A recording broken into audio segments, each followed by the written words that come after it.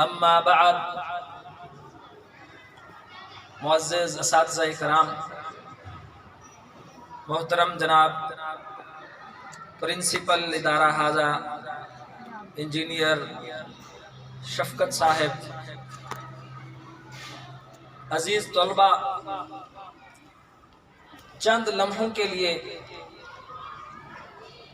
آپ نے میرے ساتھ مل کے کچھ پرانی یادوں کی طرف لوٹنا ہے۔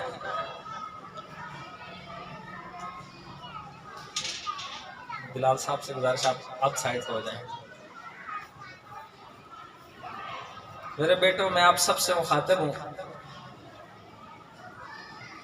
یہ محض کوئی تقریر نہیں بلکہ آزادی کا دن اپنے اس بھولے ہوئے عہد کو دوبارہ سے تر و تازہ کرنے کا دن ہے،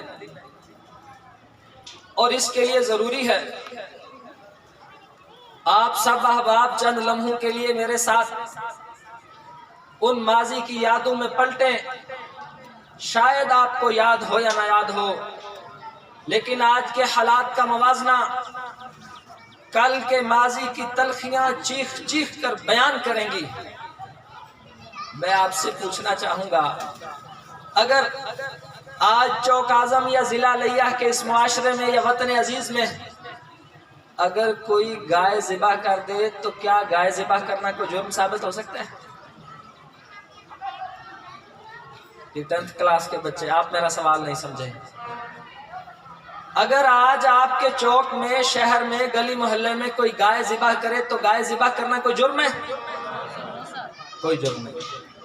لیکن ایک ایسا وقت گزرا ہے جب مسلمان گائے ذبح کرنا تو درکنار، کوئی گائے کو ہلوں کے لیے جوت لیتا، کوئی گائے سے مشقت والا کام لیتا، کوئی گائے کی توہین کرتا۔ ایک نہیں، 2 اور 5 نہیں، 10 اور 12 نہیں، سینکڑوں اور بیسیوں مسلمان اس جرم میں قتل کر دیے جاتے کہ آپ نے گائے کی بے حرمتی کیوں کی۔ آپ میں سمجھے میری بات کو؟ بھائی، جس چیز کو آپ اور ہم جانور سمجھتے ہیں اور اس پر سواری کرنا بھی جائز، اس سے کام لینا بھی جائز، اس کا گوشت کھانا بھی جائز سمجھتے ہیں، اس ہندوانہ معاشرے میں، بر صغیر کی روایت میں، ہندو کے مذہب میں ان کے لیے گائے ایک خدا کا درجہ رکھتی ہے۔ ذرا تصور کیجئے اس معاشرے کا کیا نقشہ ہوگا جس میں ایک گائے کو ذبح کرنے سے سینکڑوں مسلمان زندہ جلا دیے جائیں، کاٹ دیے جائیں، قبیلے اور خاندان برباد کر دیے جائیں۔ جرم یہ ہے کہ انہوں نے ہمارے خدا کی بے حرمتی کی ہے۔ فرق ہے یا نہیں مسلمان اور ہندو میں؟ لَقَدْ كَانَتْ لَكُمْ فِيهِمْ أُسْوَةٌ حَسَنَةٌ وَالَّذِينَ مَعَهُ إِذْ قَالُوا لِقَوْمِهِمْ إِنَّا بُرَآءُ مِنْكُمْ وَمِمَّا تَعْبُدُونَ مِنْ دُونِ اللَّهِ كَفَرْنَا بِكُمْ وَبَدَا بَيْنَنَا وَبَيْنَكُمُ الْعَدَاوَةُ وَالْبَغْضَاءُ أَبَدًا۔ یہی منظر قرآن حکیم نے بیان کیا۔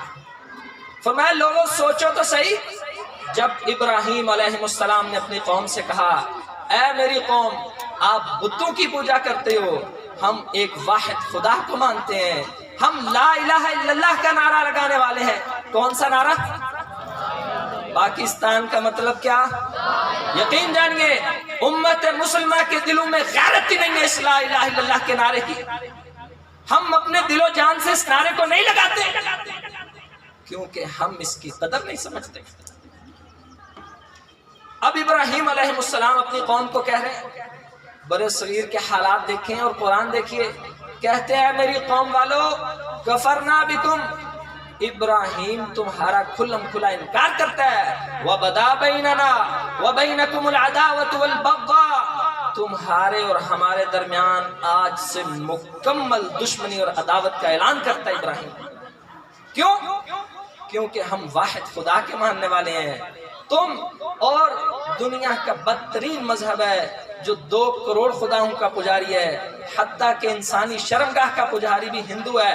اب اس معاشرے میں رہنا جس میں گائے ذبح کرنا اتنا بڑا جرم تھا، جس میں آج آپ کو اور مجھے آزادی ہے، ہماری مسجدیں اذانوں سے گونجتی ہیں، تب مسجدوں میں اجازت نہیں تھی اذان دینے کی، ایسا معاشرہ تھا۔ ایک واقعہ تاریخ کے اوراق میں نے پڑھا، کیونکہ ہندوانہ نظام میں برادریوں کا نظام ہے، طبقات کا نظام ہے، ویش اور شودر اور بڑے اور چھوٹے۔ ایک جگہ مسلمانوں کی شادی تھی، گاؤں میں عام رواج تھا کہ ماڑے اور کمی اور کمینے اور چھوٹے لوگ دلیا پکایا کرتے تھے۔ ایک شادی میں مسلمانوں نے چاول بنا لیے، وہاں کے ہندوؤں کو پتا لگا کہ تم اتنے عظیم بننے کی کوشش کرتے ہو، برات آنے سے پہلے سارا کھانا زمین پہ گرا دیا گیا۔ جرم کیا ہے؟ تم ہماری برابری کرتے ہو۔ آپ کے اور میرے آباء و اجداد نے ایسے حالات میں یہ ملک حاصل کیا ہے، اور پھر ابھی بات ختم نہیں ہوئی، ابھی تو بیٹو بات شروع ہوئی ہے۔ 1000 پابندیاں ایسی تھیں جن میں جینا مشکل تھا، سانس لینا مشکل تھا، کوئی سر اٹھا کے جی نہیں سکتا تھا، کوئی ماں بہن اور بیٹی پردہ نہیں کر سکتی تھی، کسی کو آزادی نہیں تھی۔ کوئی یہ آج آپ اور ہم شرماتے ہیں لا الہ الا اللہ کا نعرہ لگانے سے۔ لا الہ الا اللہ کی اہمیت پوچھو بلال حبشی سے، جس کو پتھروں والی زمین پہ لٹا کے اوپر پتھر رکھ دیے جائیں، عرب کی گرم زمین ہے، اور مالک کہتا ہے بلال انکار کر، کہتا ہے احد احد۔ آج بھی وہی اعلان ہے، اللہ کل بھی ایک تھا، آج بھی ایک ہے۔ بلال تمہارے ان سب بتوں کا انکار کرتے ہیں۔ یہ وہ نظریہ تھا جس نظریے کی بنیاد پر پاکستان حاصل کیا۔ کیا ہم اپنی اساس کو یاد رکھے ہوئے یا بھول گئے؟ ہم نہ صرف بھول گئے بلکہ بھلا دیے گئے، صرف بھلا نہیں دیے گئے بلکہ تمسخر کی حالت میں اڑا دیے گئے۔ مذاق اڑاؤ اس پاکستان کا، ٹھٹھا اور مذاق کرو، باجے اور گانے اور ڈانس کی محفلیں لگاؤ اور کہو کہ پاکستان سے اچھا تھا ہم ہندوستان میں رہتے۔ یہ کوئی وہ بے شعورہ بندہ کہہ سکتا ہے جس کو دین اور مذہب کی اہمیت نہیں ہے، جس کو آزادی کا احساس نہیں ہے۔ کیا وجہ تھی محمد عربی صلی اللہ علیہ وسلم؟ سارے قریشی ان کے رشتہ دار تھے، سارے قبائل سے ان کی دوستیاں تھی، سارا عرب اکٹھا ہو کے آ گیا۔ سوچئے ذرا اس بات کو، پاکستان کا منظرنامہ مکہ اور مسلمانوں کے اس منظرنامے سے بعید ملتا ہے۔ کہنے لگے محمد کریم صلی اللہ علیہ وسلم ہمارے ان بتوں کو برا بھلا مت کہا کریں، آپ کہتے ہیں تو ہم آپ کو بادشاہ بنا دیتے ہیں، آپ کہتے ہیں تو مال و دولت سے نوازتے ہیں، آپ کہتے ہیں تو دنیا کی حسین و جمیل عورت سے آپ کا نکاح کر دیتے ہیں۔ اگر اس سے بھی نہیں تو تھوڑا تھوڑا ہمارے بتوں کو بھی صحیح کہا کریں اور اپنی عبادت کرتے رہیں۔ اس پر قرآن کی آیتیں اتری، قل یا ایھا الکافرون لا اعبد ما تعبدون، اعلان کیجئے اے کافرو ہمارا یہ منصوبہ نہیں ہے، جن بتوں کی تم عبادت کرتے ہو ہم ان کی عبادت ہم نہیں کرتے۔ تمہارے اور ہمارے درمیان ممکن نہیں آگ اور پانی کا یکجا ہونا، بھلا آگ اور پانی بھی اکٹھے ہو سکتے ہیں؟ ہم کہتے ہیں کہ اس اللہ کی زمین پر ایک رب کے علاوہ کوئی رب نہیں ہے، کوئی عبادت کے لائق نہیں ہے، کوئی پوجنے کے لائق نہیں ہے۔ تم کہتے ہو 2 کروڑ خدا اور رب ہیں، بھلا ایسی اقوام کٹھی رہ سکتی ہیں؟ اور یہی نظریہ تھا عزیز بیٹوں اور ساتھیوں، معزز اساتذہ کرام، جس کو ہم 2 قومی نظریہ کہتے ہیں۔ مسلمان الگ قوم ہے، کفار الگ قوم ہے، اور 2 مختلف قومیں ایک جگہ کٹھی نہیں رہ سکتی۔ اور انگریز کی سربراہی میں انگریز محافظ تھا ہندو قوم کا، مسلمانوں کے حقوق کا استحصال کیا جاتا تھا۔ جب یہ نعرہ لگا، اسلامیہ یونیورسٹی بہاولپور کے ایک پروفیسر ڈاکٹر عبداللہ بہاولپوری کہتے ہیں، ان کے بیٹے بیان کرتے ہیں کہ میرے باپ کو قائد اعظم محمد علی جناح نے دہلی سے سندھ بھیجا۔